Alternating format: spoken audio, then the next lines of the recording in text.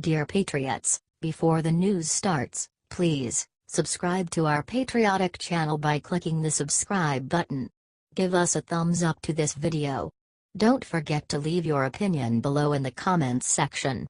Share the news on Facebook and Twitter so you friends see it. Thank you. Koch groups urge Trump to accept Democrats' immigration deal. The Koch network has a rare message for President Donald Trump: take the Democrats' immigration deal. A trio of organizations supported by Charles and David Koch is urging Trump to accept congressional Democrats' weekend offer, which would deliver $25 billion for a border wall and security in exchange for a pathway to citizenship for 1.8 million young immigrants, according to officials in the Koch network. The White House was unwilling to accept the deal, instead offering Democrats a 2.5-year extension of protections for so-called Dreamers facing deportation in return for wall money and dropping their demands for cuts to legal immigration. But the Koch groups, Libre Initiative, Americans for Prosperity and Freedom Partners, are all advising the president to take the Democrats' deal. Brent Gardner, a government affairs official for Americans for Prosperity, called the proposal an offer all parties should immediately accept, and Libre Initiative's president, Daniel Garza, said Congress and the White House should seize this chance. Nathan Nascimento, an executive vice president at Freedom Partners Chamber of Commerce, said, if a deal was on the table that offered both security at the border and permanent status for Dreamers, that's a deal that Republicans, Democrats and President Trump should support. Democrats' offer came in response to a last-ditch attempt by the Trump administration to get border funding in the omnibus spending bill that must pass this week. The White House offered protections for Dreamers, recipients of the Deferred Action for Childhood Arrivals program, or DACA, through September 2020, according to people familiar with the talks, but Democrats were unwilling to strike a permanent deal on wall funding in exchange for a temporary solution for Dreamers. After the weekend impasse, lawmakers said it was unlikely that any deal extending expired protections for the DACA recipients would be included in the spending deal. But Congress will probably have to return to the issue again in the future after the courts rule on Trump's decision to rescind the program.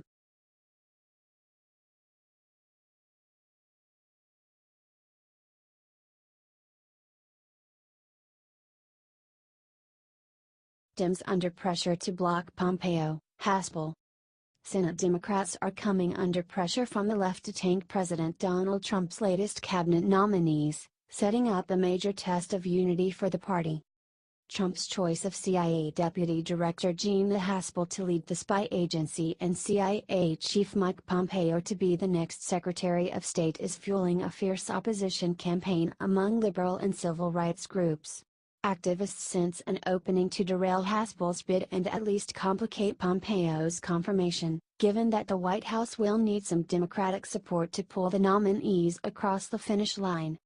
It's not just Haspel's previous role in the use of interrogation tactics tantamount to torture against CIA detainees.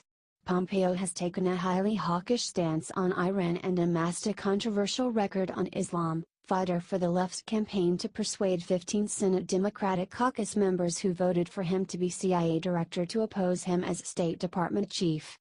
With Senate Democrats still trying to heal a schism between moderates and Senator Elizabeth Warren, D-Mass, over a banking deregulation bill, the Pompeo and Haspel confirmation fights offer the chance for a moment of reconciliation between the wings of the caucus, or a further fracturing that finds vulnerable red state incumbents on the GOP's side. It's even unclear where Senator Dianne Feinstein, Democrat California, a blue state veteran who's spent years fighting the legacy of the CIA's enhanced interrogation program, will end up. She faced an early jab from her liberal challenger to take a tougher line against Haspel and is now moving in that direction. Still, Feinstein and many in her party are not saying where they stand before confirmation hearings begin. Democrats are losing this opportunity to define a moral backbone for the party, to distinguish themselves on values, said Faiz Shakir, national political director at the American Civil Liberties Union and a former Senate Democratic aide. Certainly, Trump loves torture, he's said it works. This is a clear opportunity to say, that's him and this is us. A complete break. One Democrat who supported Pompeo to lead CIA is already leaving the door open to opposing him as Secretary of State. Senator Tim Kaine, Democrat Virginia, a Foreign Relations Committee member, told Politico he has some major concerns about the bid. The intel position is so different than being the chief diplomat, Kaine said in an interview last week.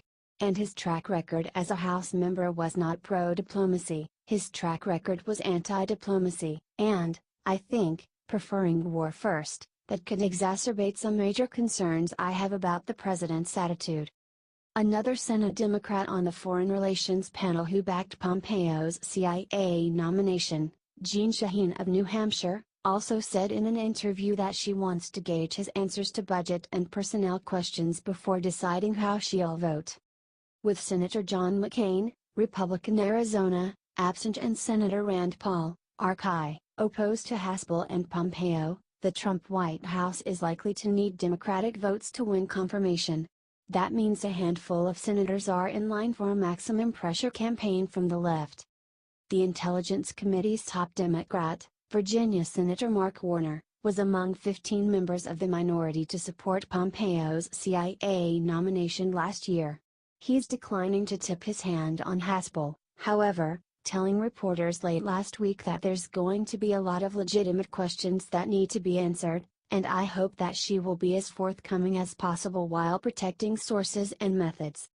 Liberal and civil rights groups would like to see Warner join Feinstein and other Democrats in asking for the declassification of CIA records on Haspel's role in the George W. Bush administration's use of brutal interrogation tactics, including waterboarding. Warner said that within the bounds of protecting sources and methods, yes, I want to see as much declassified as possible about Haspel's past activity. But that may not be enough for advocates who warn that the agency is unlikely to act without a more direct edict from the Senate. I don't think CIA will agree to it if the committee doesn't force the issue, and I don't think the committee will force the issue unless Warner is willing to tell Intelligence Committee Chairman Richard Burr that it needs to happen. Catherine Hawkins, an investigator for the Project on Government Oversight, said in an interview. Pogo joined more than 24 liberal and civil liberties groups in a Friday plea for the Senate to declassify Haspel material. Amnesty International went further on Monday, urging Trump to withdraw her nomination and launch an investigation into her past. Senator Ron Wyden, D.R., who, along with Senator Martin Heinrich, D&M, began pressing for the declassification of Haspel records last year, said Monday that I believe there is a significant amount of her background that can be declassified without compromising sensitive, classified information. Feinstein raised alarms on the left last week by telling reporters that Haspel had been a good deputy director, citing a personal dinner with the 3-decade agency veteran. But within days, after taking a hit from her California primary challenger Kevin DeLeon, Feinstein was aligning with Wyden and Heinrich in pushing for declassification. White House Legislative Affairs Director Mark Short didn't rule out giving lawmakers access to some material, telling CBS Face the Nation on Sunday, I'm sure that we are going to want to provide as much information as necessary, without compromising any international secrets. Two other Democrats being watched by advocacy groups are Senator Bill Nelson of Florida, who opposed Pompeo for CIA but appeared open to Haspel last week, and Senator Joe Manchin of West Virginia, who last year shifted from yes to no on a Trump nominee involved in the Bush-era legal memos that cleared the use of the interrogation tactics. Manchin, an Intelligence Committee member, changed his stance on Stephen Bradbury's nomination to be Department of Transportation General Counsel after getting a personal appeal from McCain. Given that Manchin opposed Bradbury for a role that's not connected to national security, activists are hopeful that the red state Democrat and frequent Trump ally will also nix Haspel.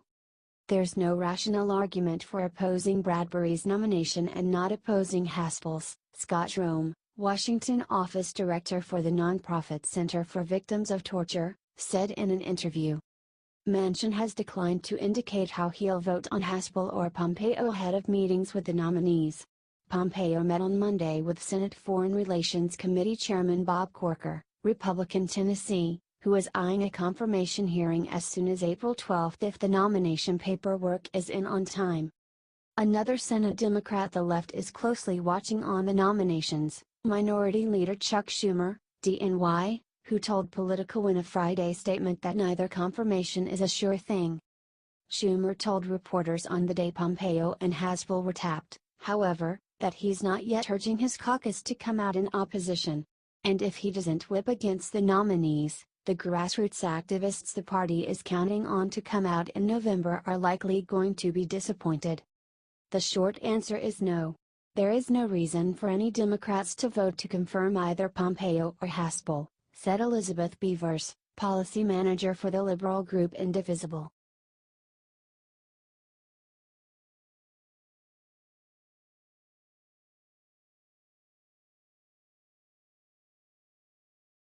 Congress closes in on massive spending bill.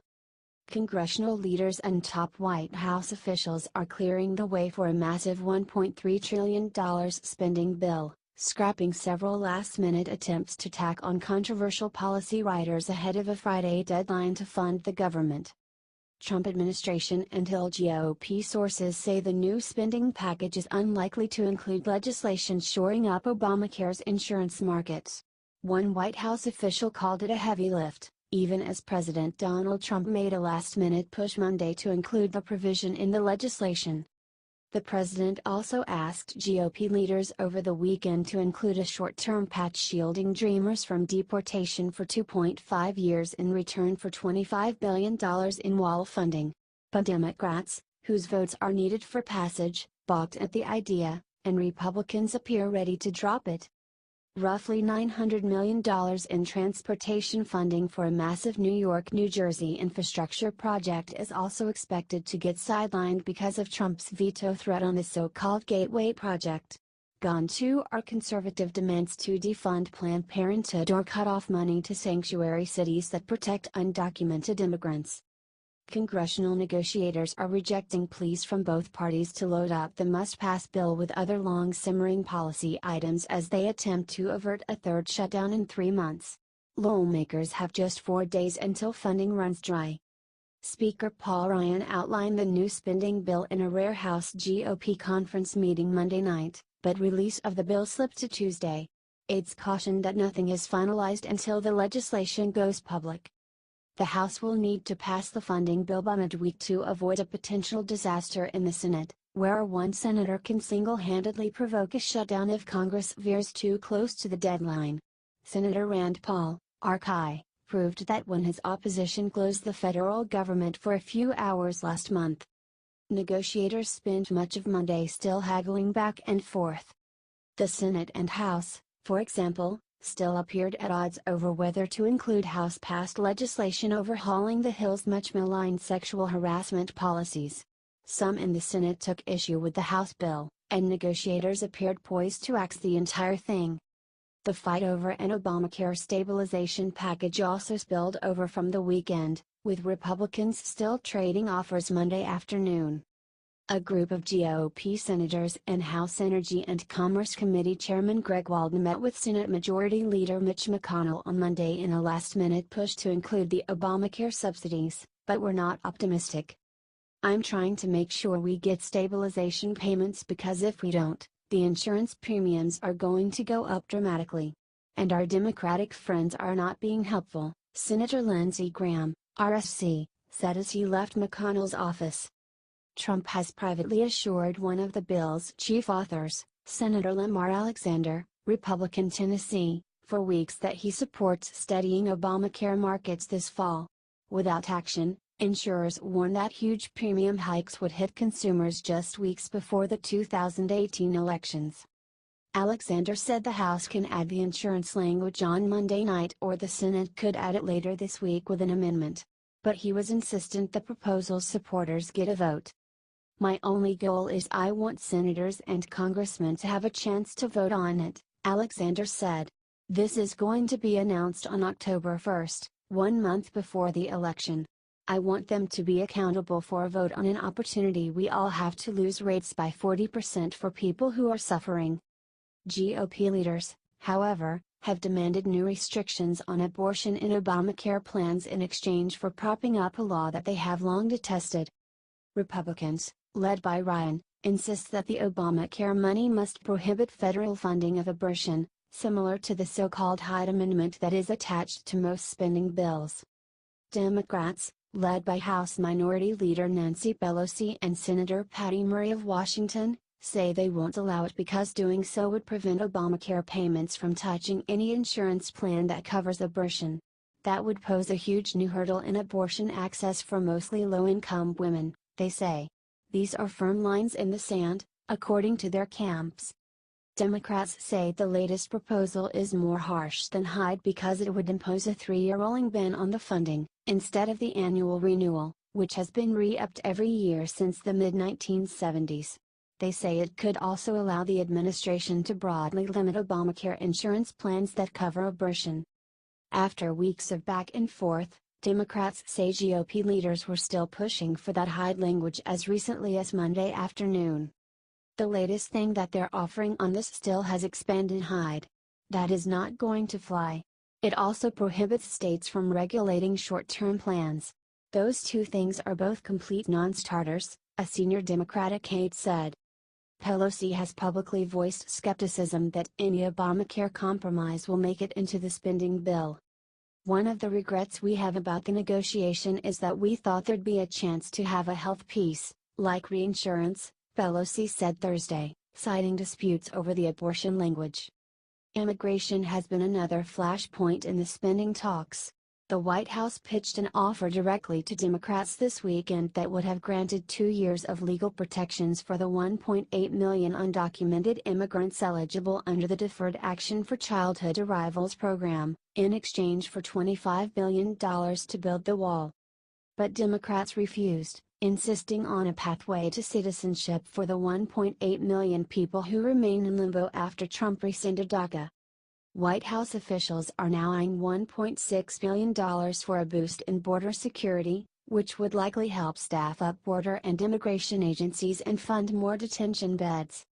Trump may get his way on one item in the spending bill, blocking funding for the Gateway Project. Trump has threatened to veto the entire $1.3 trillion spending bill over $900 million that would be set aside for a long-planned railway under the Hudson River.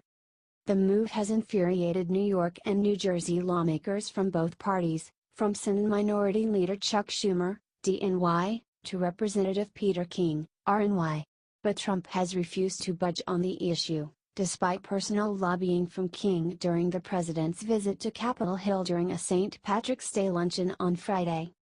A bipartisan group of lawmakers, led by Senate Majority Whip John Cornyn, Republican Texas, has also pushed to include a bill to improve the FBI's background check system in the wake of last month's deadly shooting at a Florida high school. Some House conservatives have said they'll refuse to back the bill without also expanding the right to concealed carry. But Cornyn told reporters Monday he can't imagine why it wouldn't be included in the omnibus bill. In the House, conservative Republicans are expected to oppose the bill in droves, balking at the $143 billion in new spending for both the Pentagon and domestic programs. Several members in the House Freedom Caucus and the Republican Study Committee have demanded more conservative policy provisions, such as defunding Planned Parenthood and expanding the Hyde Amendment. The lack of abortion restrictions in the omnibus is already causing a rift in the House GOP. In a Monday morning meeting, several staffers on the Conservative Republican Study Committee pressed the GOP leadership pays in attendance on the lack of pro-life language in the spending bill. Specifically, they called for defunding Planned Parenthood and extending the Hyde Amendment, something that the GOP leadership aides did not commit to, according to one GOP aide in the room. Ours control the House and Senate and White House.